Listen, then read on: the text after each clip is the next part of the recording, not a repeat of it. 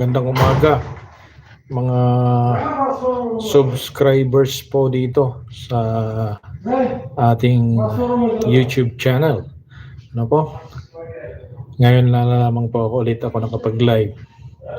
Kasi alam naman natin ang nangyayari sa atin. Ano po? Panahon ng eleksyon.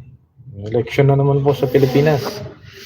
Siyempre, alam naman natin yung sistema sa ating bansang Pilipinas at sa buong mundo.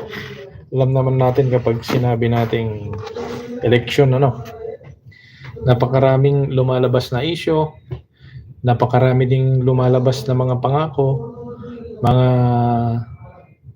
mga iniisip, plataforma, lumalabas yan. Ang masasabi ko lang, naway vote wisely. Ano po? Yun lang yung masasabi ko kasi kagaya ngayon, nakikita natin yung sitwasyon hanggang ngayon. Nakaupo na po ang mga namumuno sa atin, ang mga leader natin. Yung mga iba, hindi pa rin matanggap, hindi pa rin alam irespeto kung sino yung mga nakaupo. Kaya mahirap. Kaya nawa ay maganda ang takbo ng susunod na eleksyon para sa ating bansang Pilipinas kasi lahat tayo ay Pilipino. Ang kailangan natin ay yung una, yung mga mamuno na may takot sa Diyos. Pangalawa, yung genuine yung mga programa niya para naman lumapit yung gap ng mahirap sa mga middle class para mas lumiit pa yung mga naghihirap sa atin. At mas maraming mga Pilipino ang makapagbigay ng tulong. Kasi kapag marami po ang trabaho at may maganda pong adhikain ang mga namumuno, mas nakakatulong po ang ating mga kapwa Pilipino kung maski middle class pa yan o maski mahirap pa yan. Basta pag maganda yung edukasyon na isisiwalat, yung mga simulain na napapakalat, nagtutulong-tulungan yan. Kagaya nung pandemya, di ba? Yung natin, pagpapakain, tulong-tulong noon eh. Tulong-tulong kami noon. Yung mga nandito sa abroad na OFW. Meron po talagang pinapadala almost buwan-buwan para kahit paano man ay makatulong sa pantawid gutom. So, simple lang yung sa akin. Simple lang naman yun eh. Itong binablog ko, simple lang yung mamuno talaga, yung mga sincero, yung may respeto sa kapwa-tao, yung talagang nagsasakripisyo, nagpupursige kasi hindi naman nakukuha sa isang buwan, isang araw, minsan nga kahit taon na yung lumipas, hindi basta-basta iangat ang buhay ng komunidad eh. Hindi po basta-basta. Hindi naman po ako leader kaso mahilig din po talaga akong nagbabasa, nag-aabang ng mga nangyayari. Kaya yung sinasabi ko may basihan.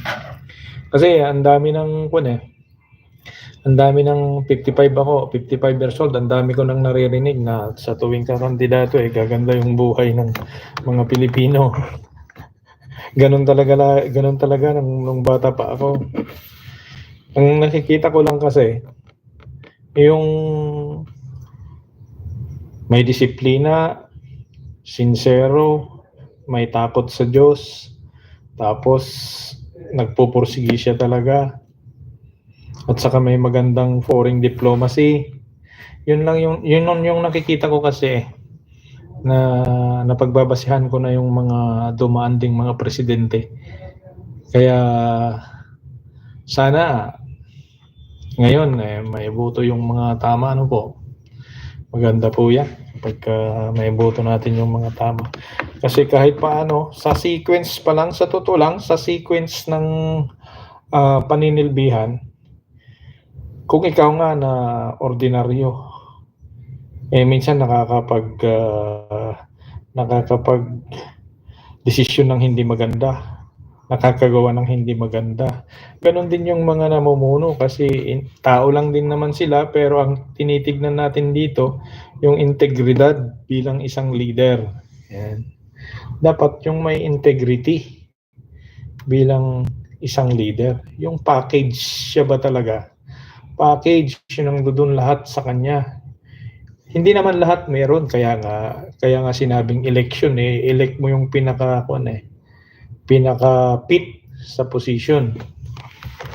May consequences kasi, may mga sequence during sa time ng election, may sequence naman yan kailangan convince yung mga boboto sa'yo.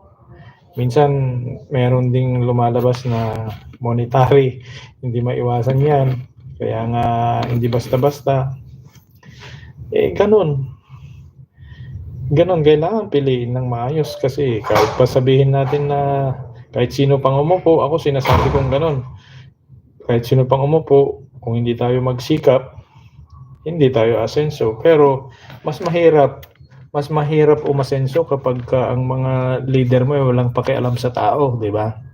Pero kapag ang na-elect mong leader ay talagang nagpupursigi at maraming oportunidad na creative, maganda yung programa ng gobyerno niya, siyempre yung mga tao nai-inspire din yan.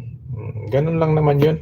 May sequence kasi yan Hindi porke sinabi na ito, maganda tong project na to, hindi naman tapos agad di ba?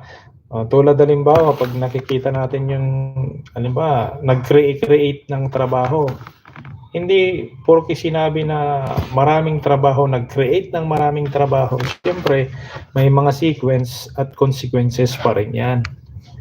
Yung maibibigay ba yung tamang sahod? Maibibigay ba yung tamang sahod? Yung mga trabaho ba ay fit sa mga tao? Kaya ganun, iniisip din natin yun Hindi lang basta-basta banat tayo ng banat, boto ng boto. Siyempre, isipin pa rin natin yan. Mga kabayan?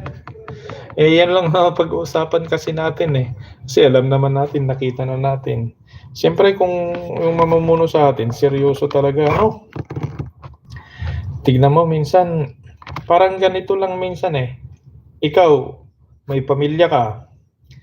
Yung anak mo medyo nagugutom.